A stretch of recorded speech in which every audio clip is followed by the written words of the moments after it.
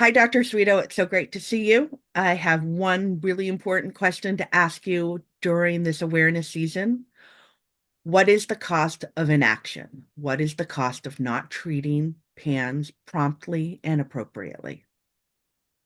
Oh, Gabriella, the cost is tremendous. It isn't just the cost in terms of financial losses to the family, to the community, with having to provide at-home education.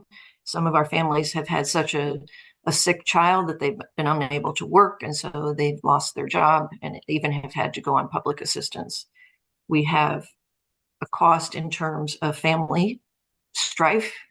Families end up with parents who are so stressed that their relationship begins to crumble.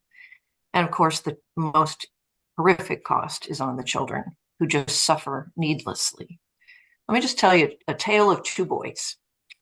The first boy is a 6 year old who one night came home from school and said, I'm never going back there. It is so dirty. I cannot begin.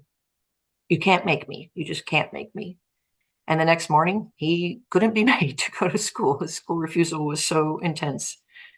Mom kind of thought this was a bit odd, but thought maybe it was just stress at school. So she gave him the day off and noticed during the day all kinds of funny little behaviors had started.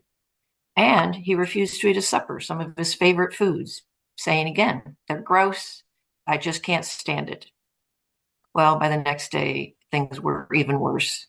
And they went to their pediatrician, his pediatrician, and got a throat culture, which was positive. And the pediatrician says, that's odd. You didn't have any symptoms of a sore throat, but his older brother had had strep a couple of weeks before. Fast forward 5 days on antibiotics to treat the strep throat. Everything is gone. He's back in school. Life is returned completely to normal. Contrast him with another little 6 year old boy.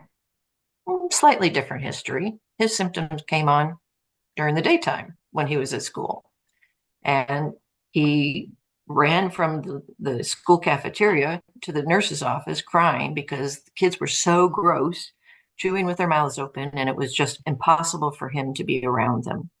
And soon the contamination fears were completely obvious to everybody. Again, extreme, abrupt onset, lots of other symptoms. He started wetting the bed. He was having trouble sleeping. He was irritable and defiant when he had never been anything but the sweetest, loving, easygoing child previously. And they went to the pediatrician, who unfortunately was part of the American Academy of Pediatrics contingent who still doesn't believe this disease exists. We're told, oh, it's just a phase, and sent home. Several doctors later, they finally got to a PANDAS practitioner, but now that child's been sick for over a month. Things have really become entrenched. He hasn't been in school. His mother has had to take a leave of absence from work. And when the doctor who recognizes it as PANS, pediatric acute onset neuropsychiatric syndrome, finally begins to try and treat him with antibiotics, with an immune modulating dose of steroids, he didn't really respond very well. And I've seen this hundreds of times, where if we can treat the child promptly, we can cure mental illness with antibiotics to treat the inciting infection. If we wait too long, then we have a neuroinflammatory condition that sometimes has become entrenched and more chronic. And so I'm just begging you to make people aware, educate the doctors, and make sure that we finally understand that this is the time. It's been 30 years since PANDAS was first discovered as out of research on Sydenham, Korea. 30 years. It is time to get these kids the diagnosis and treatment that they deserve.